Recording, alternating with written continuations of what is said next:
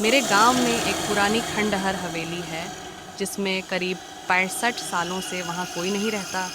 ये बात मुझे मेरे गांव के दोस्तों ने बताया। जब ये बात मुझे पता चली तो मेरा मन करने लगा कि मैं एक बार उस हवेली को देखूं। मुझे ऐसी जगहों पर जाना, उनके बारे में जानने में बहुत दिलचस्पी होती है।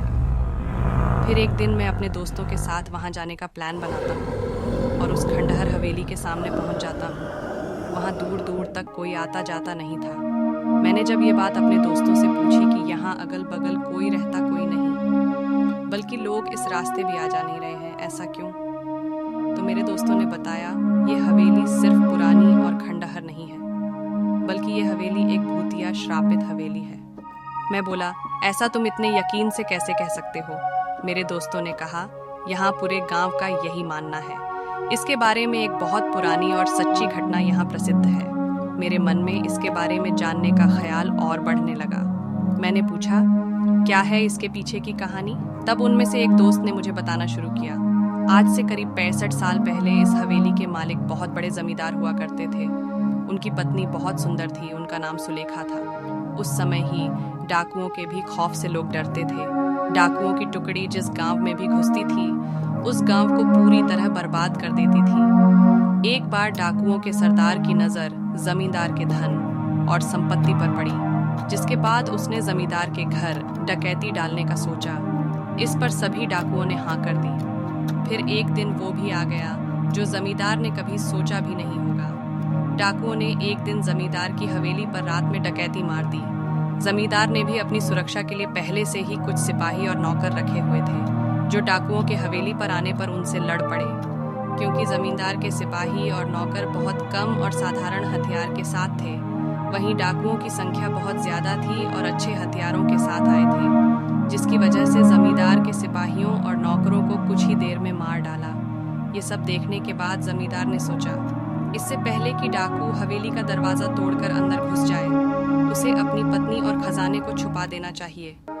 फिर उसने उस खजाने को एक हवेली में ही किसी खुफिया जगह पर छुपा दिया और अपनी पत्नी को एक कमरे के अंदर एक और खुफिया कमरे में छुपा दिया और बाहर से कमरा बंद कर दिया। इसके बाद कुछ ही देर में डाकू हवेली का दरवाजा तोड़कर अंदर घुस गए, जिसमें जमींदार की मौत डाकुओं के हाथों हो गई। पर जमींदार ने मरते मरते अपने खजाने का पता उन डाकुओं को नहीं बताया।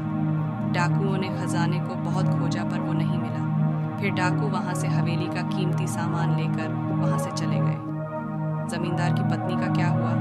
पर जमींदार की पत्नी, जो एक खुफिये कमरे बंद थी, उसका पता किसी को नहीं था। उसकी पत्नी बहुत चिल्लाई, लोगों को बुलाने की कोशिश की, कमरे के दरवाजे को तोड़ने की कोशिश की, पर वो अंत तक कुछ नहीं कर सकी और भूख प्यास से वो तड़प तड़प कर वहीं मर गई। उसके मरने के बाद उसके लाश की बदबू से लोग हवेली में गए और उस कमरे को तोड़कर उसकी लाश को वहां से निकालकर उसका अंतिम संस्कार किया।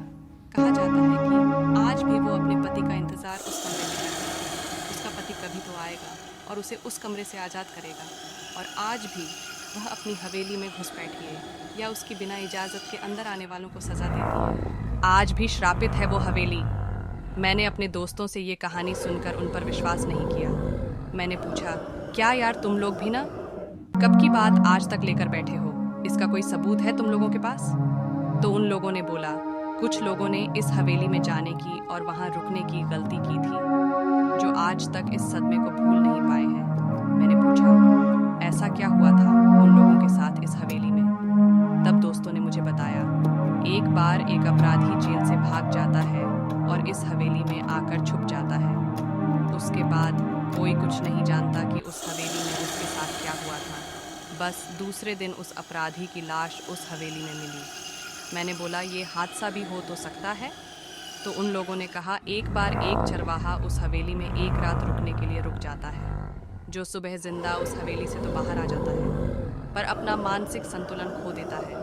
तब से वो आज तक पागल है। ये सब बातें सुनकर मेरी हिम्मत नहीं हुई उस हवेली के अंदर जाने की, इसलिए हम लोग वहाँ से घर चले गए और दोबारा फिर मैं कभी उस हवेली को देखने नहीं गया, क्योंकि मुझे अब यकीन हो चुका था कि वाकई हवेली श्रापित है।